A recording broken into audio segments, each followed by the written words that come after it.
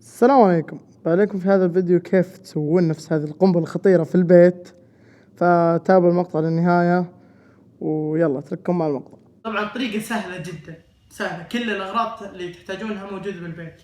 هنا الأشياء اللي نحتاجها من أوعية، وهنا المواد اللي نحتاجها. كل الأشياء اللي موجودة معي الحين تقريبا موجودة بكل بيت، وفي أشياء لازمة وفي أشياء مو بلازمة. بعلمكم كل شيء بالفيديو، بس خلوكم مركزين معي. فالشيء بنسويه بالبيت. هذه الأغراض جبتها من مطبخ بيتي، إلا هذا الشيء ومو مهمة. أول شيء نحتاجه من الأشياء الأساسية بيكربونات الصوديوم أو البيكنج صودا. هذا أول شيء نحتاجه، وهذا الشيء الرئيسي. الشيء الرئيسي الثاني هو ملح الليمون أو حمض الستريك يسمى. الشيء الثالث نشا الذرة. هذه هي تجيك زي البودرة، علبتها تيجي صفرة ومحطوط عليها ذرة ومكتوب نشا الذرة. والشيء الرابع والأخير ملح الإنجليزي إبسوم سولت. هذا تلقاه بالصيدليات أو العطارين. فهذا شيء مو مهم مرة، مو شيء أساسي، بس إني أنا جايبه اليوم عشان تكتب التجربة كلها، فمو بشيء أساسي. هذه الأشياء الأساسية. الأشياء الثانوية عشان نخلي التجربة جميلة جدا، نخليها خطيرة وشكلها حلو، نحتاج ألوان. أنا جبت اليوم لونين، الأزرق والرز.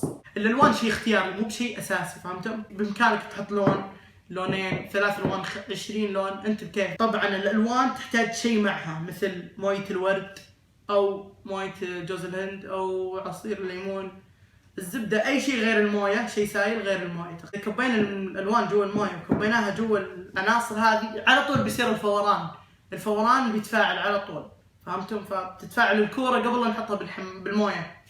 فإن شاء الله انكم فهمتم. الزبدة، الصحون اللي نحتاجها، صحن نكب فيه المواد كلها ونجمعها، وشيء عشان تاخذ شكله الكورة. أنا أبي شكل كروي، أوكي، زي كذا تقريبا. أجيب صحنين وألصقهم. ممكن تجيب أي شيء عندك بالبيت على شكل كورة ويزبط معك.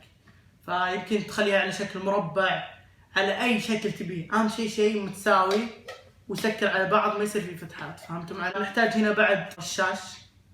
نجينا نستخدم حق الحلاق هذا او حق العطر، تعرفون العطر، نحطه عشان نحطي الالوان. رصاق، نحتاج صودا، هذا بيكنج صودا او بيكربونات الصوديوم، كوب واحد. ما ادري شلون بيكون كوب واحد، بس اتوقع كذا يكفي. نحط كوب ملح ليمون، كوب من نشا الذرة،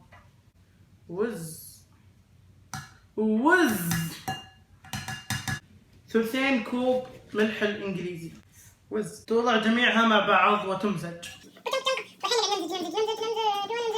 وانت تمزج هذه الأشياء، استغفر الله. خلصنا مزج. الحين نحتاج أننا نحط اللون فيه. نأخذ موية الورد، نكبها في صحن مستقل، نقطر اللون هنا قطرات خفيفة لأن اللون مركز. نرش هنا الموية ملونة ونخلط المكونات نفس الوقت، فهمتم؟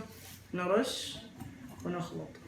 حاولوا انكم ترشون الالوان لين تحسون ان المكونات صارت مثل التراب متماسكة. انتبهوا لا تصير زي الطين، لاني انا فهيت قعدت ارش لين صارت زي الطين وخرب علي نصف الكور الثاني، جبت العيد. زي ما تشوفون هذا اللون الاول.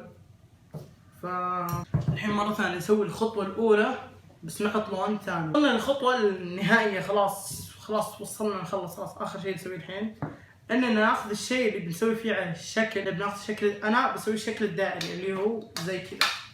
كيف نسوي الاشكال؟ اعيد مرة ثانية، ان ناخذ شيئين، صحنين، مربعين، اي صحن على شكل دائرة نلصقها على بعض، نحط فيه المكونات ونقفل. بلصق اللون الازرق، يلا بسم الله.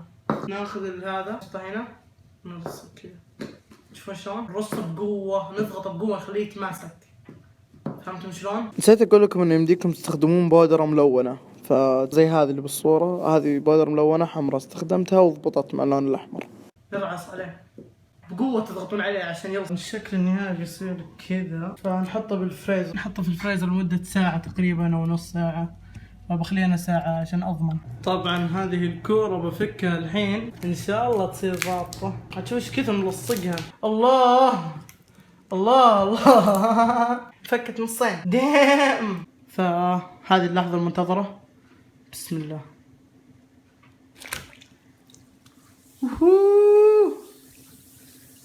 يا ربنا. اعطونا لايك واشتراك وتابعونا على سناب. طبعا ما سناب وش بيضركم لو تابعتوني سناب، وعشان اي استفسارات ولا شيء تعالوا سناب. وانشروا المقطع، وروا الناس والشعب والعالم كله انكم يمديكم تسوون هذه الكرة الخطيرة، القنبلة المتفجرة.